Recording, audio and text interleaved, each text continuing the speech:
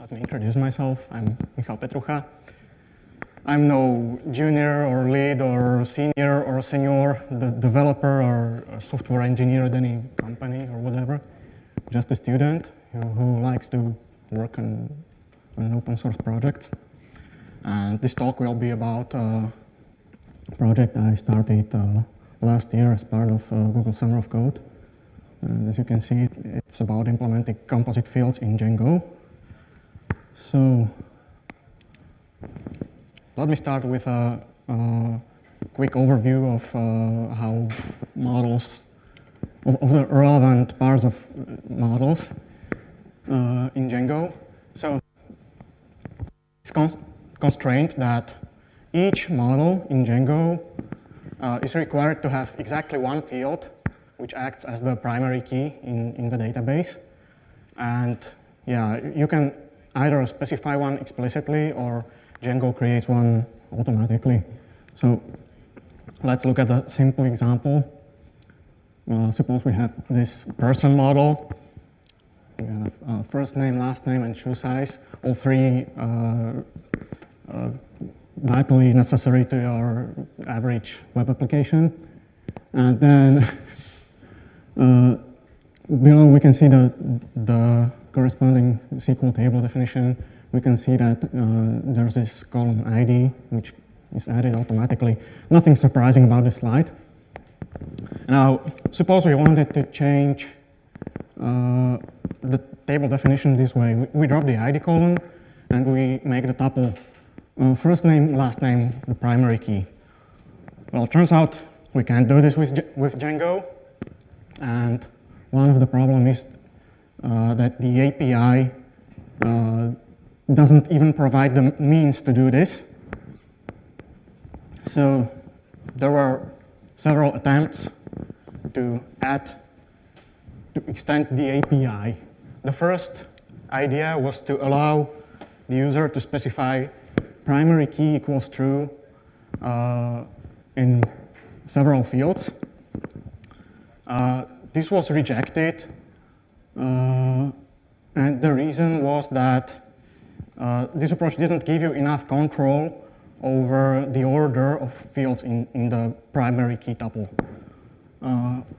More specifically, what I'm talking about is the model instance.pk attribute. This attribute is an alias for the primary key field. It's present in every Django model, and yeah, it's useful if you want to do queries independent on the model class. In this case, it can't really be a field because we have a tuple of fields, and it's not entirely clear whether the tuple is, in this case, first name, last name, or last name, first name. Actually, I don't think this is such a bad idea because you already define the models in a certain order, and this order is important in other situations in the framework, but yeah, this was the reason why this was rejected. So there was another attempt, and that was to add a primary key attribute to model.meta. Makes weird noises. This way, yeah, the API gets cluttered with several completely different ways to define a primary key in a model. And also, this approach adds another attribute to meta, which is generally frowned upon by the core team. So this was rejected as well. And the third attempt, which was accepted in the end, was to create a new model field type, composite field, which doesn't really map to a database column, but instead is a kind of a virtual field. And you give it a list of physical model fields and specify that it's a primary key. So yeah, this is the approach that Jacob approved of. You can see it's consistent with the way you define single column primary keys. And yeah, the meaning of model instance.pk comes naturally from this. Also, it has a nice side effect that you can define a multi-column index in a table, which isn't possible otherwise using the framework. At least it wasn't a year ago. I don't know if there were any changes to this. So, yeah, the requirements on composite field. Let's go through this example line by line. We create a new person object. We can see that the full name of the person is actually a proxy to the actual first name and last name fields. It is represented by a named tuple. Yeah, we can set a new tuple to this attribute, and the original ones get updated as well. And the most important part is that we can use either as, you can use this either as okay, that doesn't work, or as the full name in query sets. Another requirement was to make it possible to point to composite fields using foreign key. And yeah, this is easier said than done, and I'll get into that later. So let's talk about the status of this project. Because yeah, I started working on this more than a year ago, and it's still not finished. But, yeah, I haven't abandoned this, although it might seem so at certain times. We did some impressive amount of work during the EuroPython sprints, together with Simone Federici and Tomáš Rybák, I think. I'm trying to keep the code base up to date with upstream Django. The bad news is I don't always manage to do this. Recently, there have been some massive changes in Django. As you probably know, 1.5 will contain experimental support Python 3. And this means that there have been a lot of scripted changes. Functions were renamed from force string and force Unicode to force bytes and force text, etc. And I had to go literally through the patches one by one and adapt my changes. This took a really long time. I managed to get this done a few days ago, so this should be okay already. But then another set of changes came, and yeah, Anssi Karjainen is doing a really great job refactoring the ORM, simplifying the code, cleaning it up. But that means again conflicts with my code base, and I still haven't managed to get up to date, but I'm working on this. And then there are the classic excuses. I don't really have that much time to finish this. Although the most difficult parts have already been done, but it still needs some more work, some polishing, and this will take time as well. Okay, so what I think is almost ready to be checked in. The composite field class, that wasn't really hard, primary key as well. And the admin works with models containing composite primary keys quite nicely. If it doesn't, there's a problem, but I tested it. There are some unit tests for this, and it seems to work. However, the more complicated part regarding foreign keys, that's still not finished. And why? If you look at Django DB models fields related, This is a single Python file. It contains about 15 class definitions. All of them are there just to support foreign key, one-to-one field, and many-to-many field.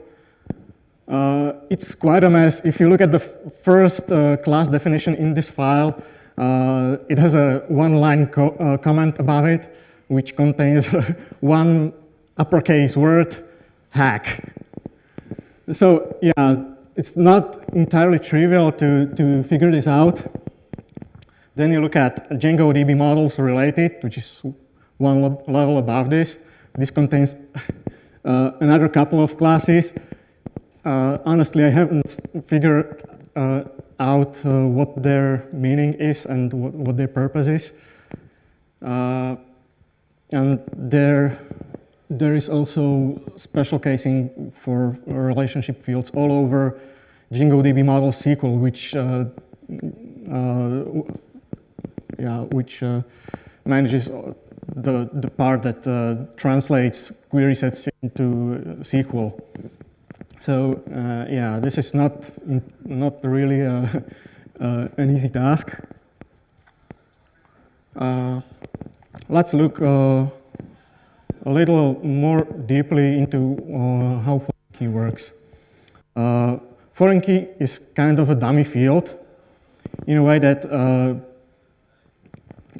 each Django model field has to support certain operations like give me the database column type, or here take this value, turn it into a value understood by the database, or the other way around. Here take this result from the database and transform it into a Python object.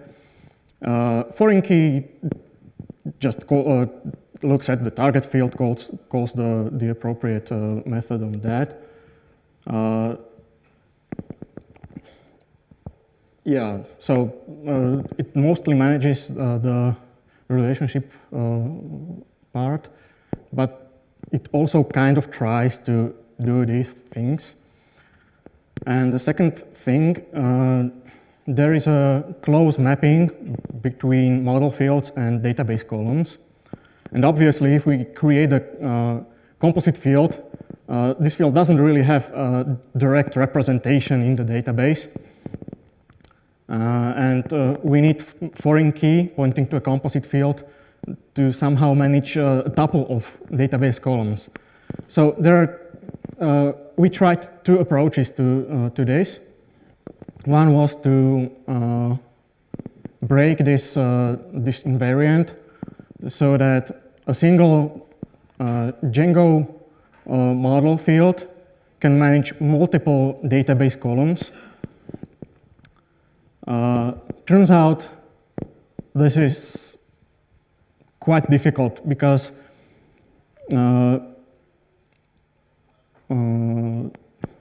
of the way Django processes results from the database.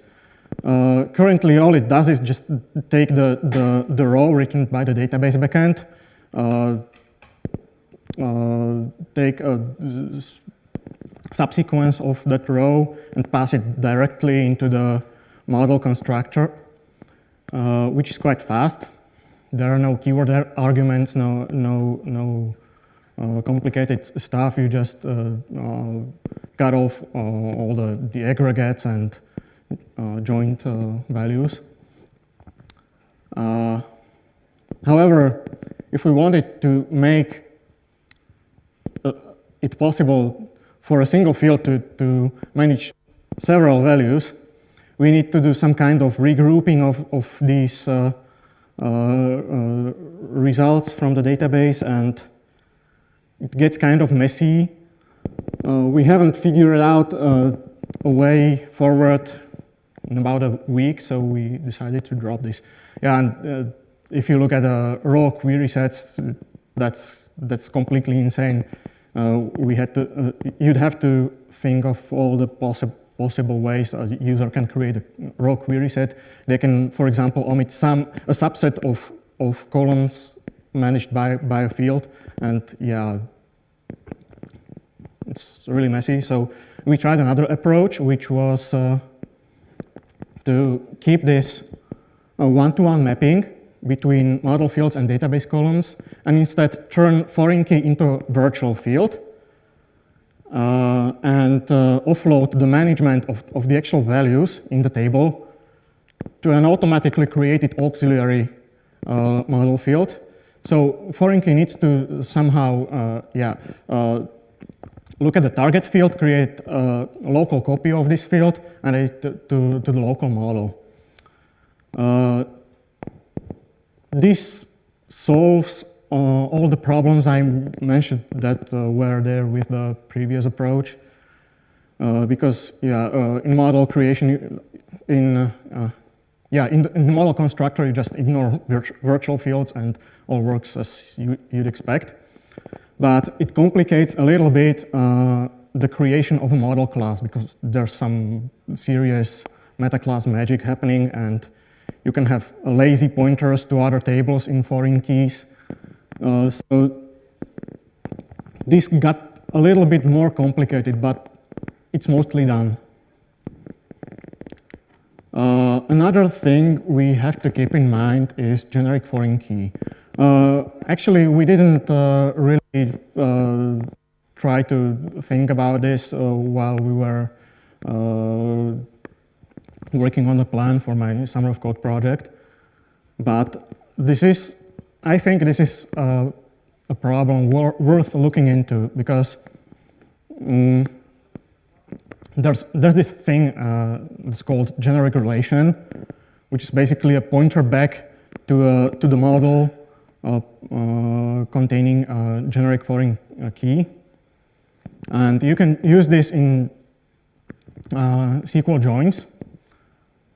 And that means we have to find a way to encode a composite value, which is a tuple, into a single string that could be stored in a single database column. And the more difficult part is that we need to somehow be able to reproduce this encoding in the database backend itself using SQL. And we don't, I haven't found an encoding that could be reproduced on all supported backends. I haven't really given it much thought. Simone Federici, who was working on a similar project, has some kind of solution, but it doesn't work on each backend.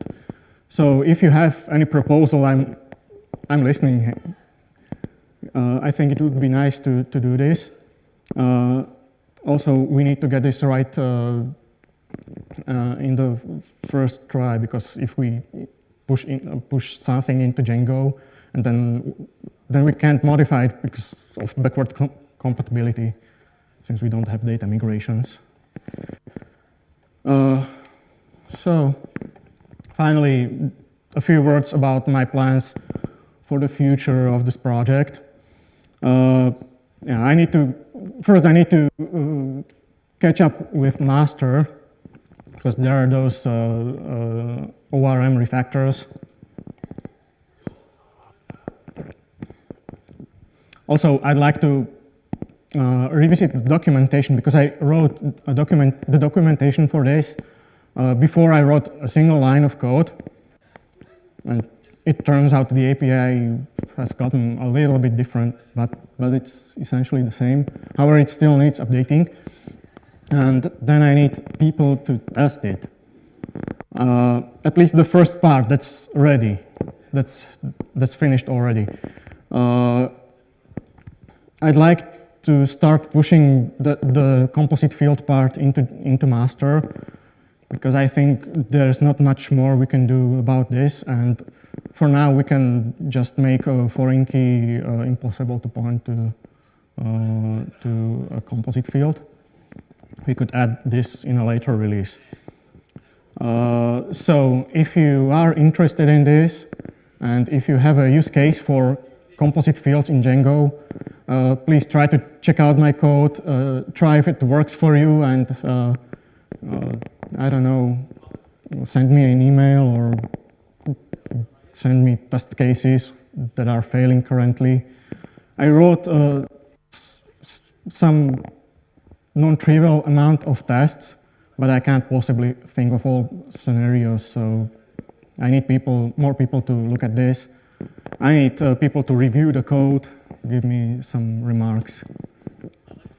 So that's about it. You can check out the code at GitHub, and if you have any remarks or want to ping me on IRC, you can, yeah, those are the contacts. So, thank you.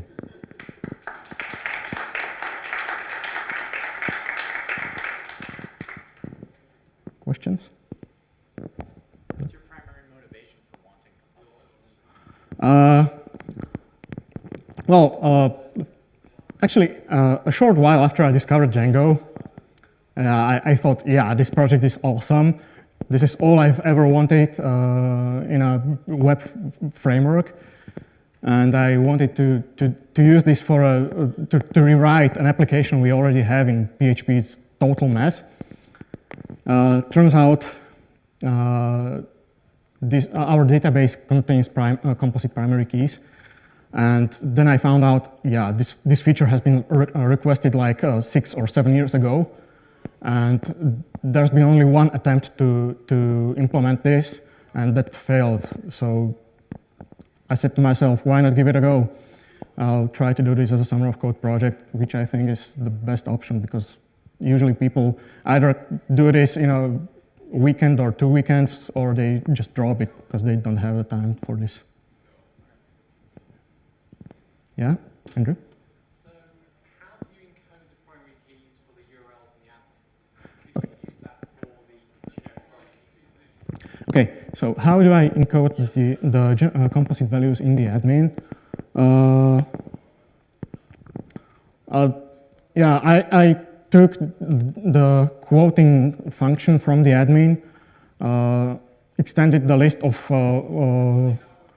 forbidden characters, and picked one escape character that I'm using for this. And yeah, as you can see, you can't really use do this in the database backend. So yeah, any other suggestions are welcome. Anyone else?